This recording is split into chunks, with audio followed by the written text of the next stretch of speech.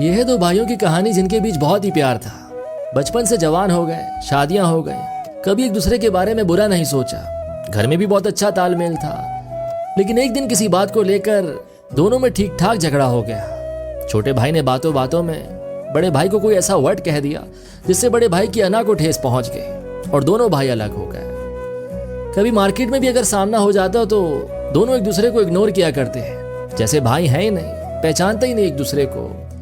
वक्त गुजरता गया और देखते ही देखते 8-10 साल गुजर गए। छोटे भाई की बच्ची बड़ी हो चुकी थी, उसकी शादी की डेट फिक्स हुई। रिश्ता तय हुआ तो छोटा भाई गया बड़े भाई के पास, कहने लगा माफ कीजिएगा, आइएगा जरूर, आपको ही सारा काम संभालना है। लेकिन बड़े भाई ने ध्यान नहीं दिया, उसे कोई जवाब नहीं दिया।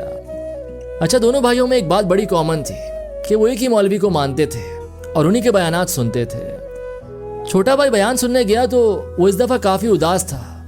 मौलवी साहब ने उसे उदास देखा तो उससे पूछा, बेटा क्यों परेशान हो? तो छोटे भाई ने उन्हें सब बताया कि भैया सुन नहीं रहे, समझ नहीं रहे हैं, माफी मांग रहा हूं लेकिन माफ नहीं कर रहे हैं। अगले दिन जब बड़ा भाई बयान सुनने गया तो मौलवी साहब ने उससे पूछा, तुम्हारे भाई की बेटी की शादी है, तुम जाओगे? तो बोला नहीं, उसने तो ये सब कर दिया था, फलानी फलानी 10 साल पुरानी एक एक बात बता डाली। मौलवी साहब बोले, कल जब तुम बयान सुनने आए थे तो मैंने क्या कहा था? बड़े भाई ने दिमाग पर बहुत जोर डाला, सोचने लगा, लेकिन उसे कुछ याद ना आया। तो मौलवी साहब ने कहा कि एक दिन पहले तुम्हें एक अच्छी बात बताई, वो तुम्हें याद नहीं आ रही, और 10 साल पुरानी एक बुरी बात का तुमने एक एक लफ्ज याद करके रखा हुआ है, वर्ड टू वर्ड फर फर फर बता डाले।